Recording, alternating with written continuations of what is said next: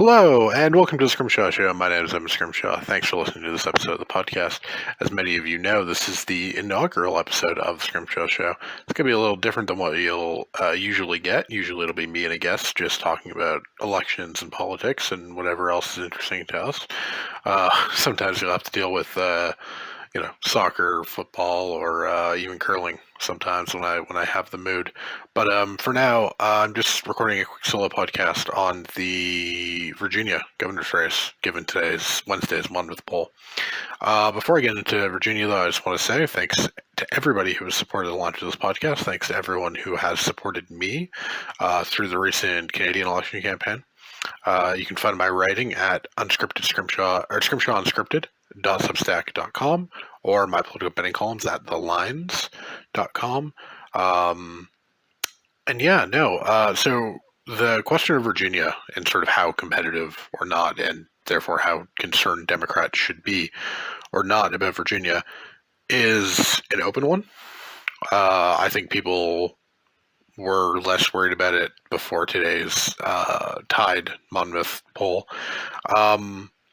The thing is that the polls in Virginia are almost assuredly overstating Republican support. There's a historical trend, or not historical, but in 2018 there were 16 governor's races with a 3-point polling miss or more, with a substantial amount of polls included, conducted in the race. 14 of those 16 went to the party that had won that state in the 2016 election. The only two that hadn't were Texas and Kansas. And in both cases, there were somewhat exceptional circumstances. In Texas, the Democrats didn't really contest the race at all. And you got a bunch of Beto supporting Democrats because there was a polling miss in the Texas Senate race. And then in Kansas, Chris Kobach was like a singularly horrible candidate. But also, both of those states are trending towards Democrats. Doesn't mean they're going to win either of those states in 2024 or whatever. But both are states that are trending left. Those are educated states. And what you saw was basically where Republicans were strong, the polling misses tended to understate Republicans, and where Democrats were strong, the polling miss tended to underestimate Democrats. We saw in the 2017 Virginia race where the polls were a very small lead for Ralph Northam, and he ended up winning by 9. And the thing about the polls that we have so far is that they're mostly overstating Republicans. Monmouth today had an electorate which looked reasonably fine. I mean, it was low on the number of educated degree holders, but not horrifically so. The problem with that poll was Republicans were somehow winning white voters by like 27 points, I believe. YouGov and Fox both had single-digit Republican leads, and that polling miss that difference in the polls, I shouldn't say polling miss yet, comes from overstating Republican support with non-degree holding whites. In 2020, Donald Trump won those voters, non-degree holding white Virginians, by 24 points. Fox had Youngkin winning them by 25, YouGov had them winning them by 19, and Monmouth had them winning them by an amount in the 40s. If you think that's possible, if you think that, a 48-point lead with those voters is reasonable, maybe. It seems highly unlikely to me, but maybe. But it honestly feels like what we saw in the 2020 polls, but in reverse, right? We accepted, and I'm really mainly talking about myself here, right? We saw these polls with huge swings from 2016 or even 2018 with degree holding whites towards Democrats, right? We accepted that Democrats were so much better in all these places with degree holders, and they did better than 2016, they did better than 2020, but not nearly to the scale, right? There were 10, 15, 20-point polling misses in some polls with degree holding whites, and we just accepted those because, well, in my case, because we wanted them to be true. I wanted Joe Biden to win, and I wanted the Joe Biden to win by the landslide amount that he ended up winning by. And so we accepted polls which, frankly, we shouldn't have. And in this case, the idea that Glenn Youngkin is going to outperform Trump by 20 points with white voters and 25 points with non-degree holding whites it's laughable. It's ludicrous. It's unbelievable. It's literally unbelievable in the strictly literal sense of that word, right? And we believe it because Democrats are doomers, and we are sort of meant to believe the worst is coming. It's not. Democrats are panicking because we panic, but that doesn't mean the data's there to see it, right? The most recent Fox poll had a McAuliffe plus 5 likely voter screen with a R11, with a Democrats by 11 registered voting screen, and something like a Biden plus 6 or Biden plus 7 likely voter electorate. You have had a Biden plus 2 electorate from 2020, and somehow had McAuliffe voting by 3. Like the reason those two polls are lower on Democrats is not because people have changed their minds, but because Democrats aren't turning out, which could potentially be correct, but is more likely that they're in trying to avoid the 2020 polling miss again. They're created the new 2021 polling miss.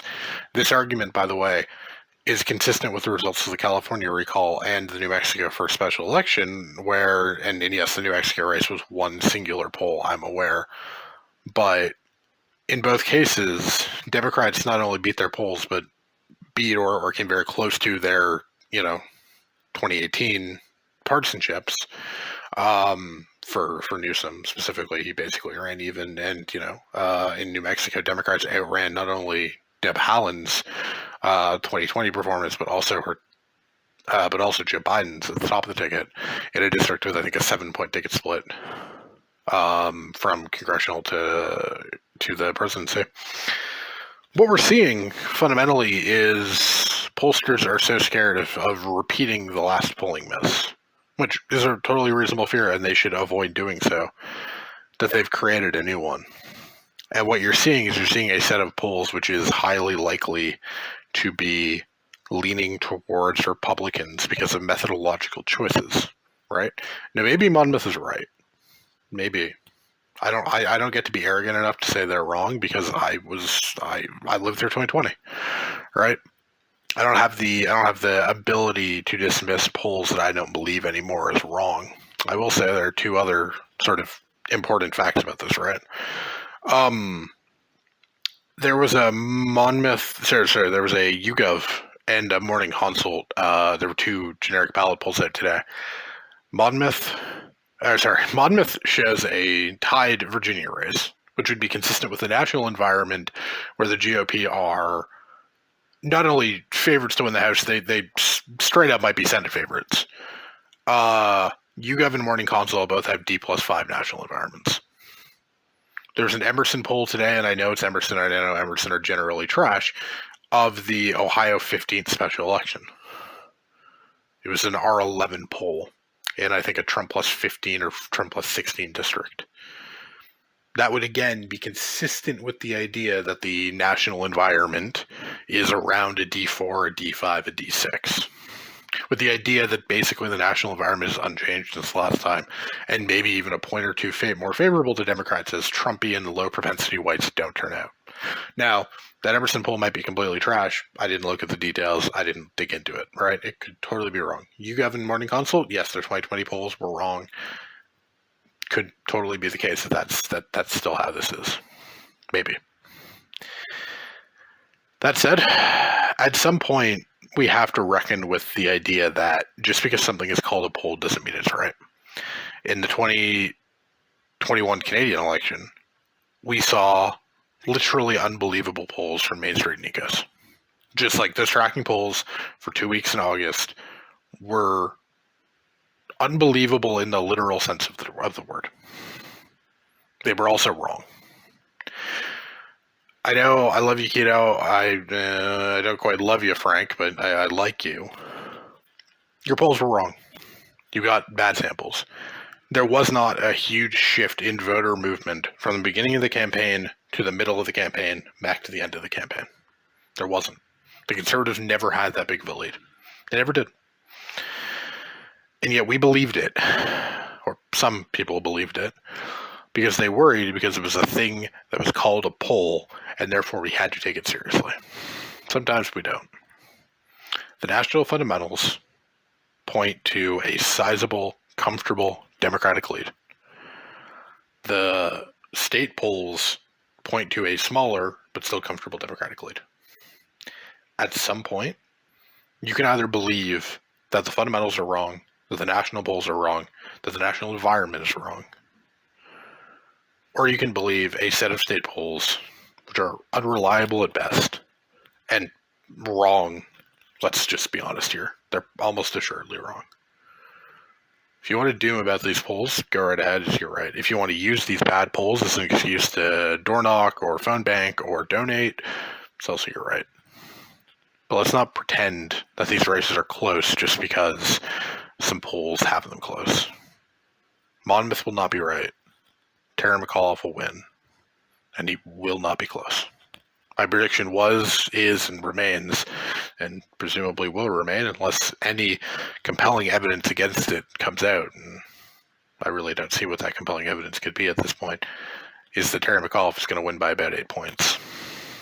That will be my position, and that is my position and probably will be my position for as long as this race goes on. Thank you so much for listening to the inaugural edition of the Scrimshaw Show. Usually these episodes will be a lot longer, but given it's just me and I've only got one specific topic, I just wanted to get this out as a quick thank you to everybody and a sort of soother for people to stop their doom scrolling and panicking. Read my work over at scrimshawunscripted.substack.com and read my political betting columns at The Lines. Thank you so much for listening to this episode of the podcast, and have a great. Follow me on Twitter at eScrimshaw. Follow the podcast account at Scrimshaw_show. Have a great night, everybody.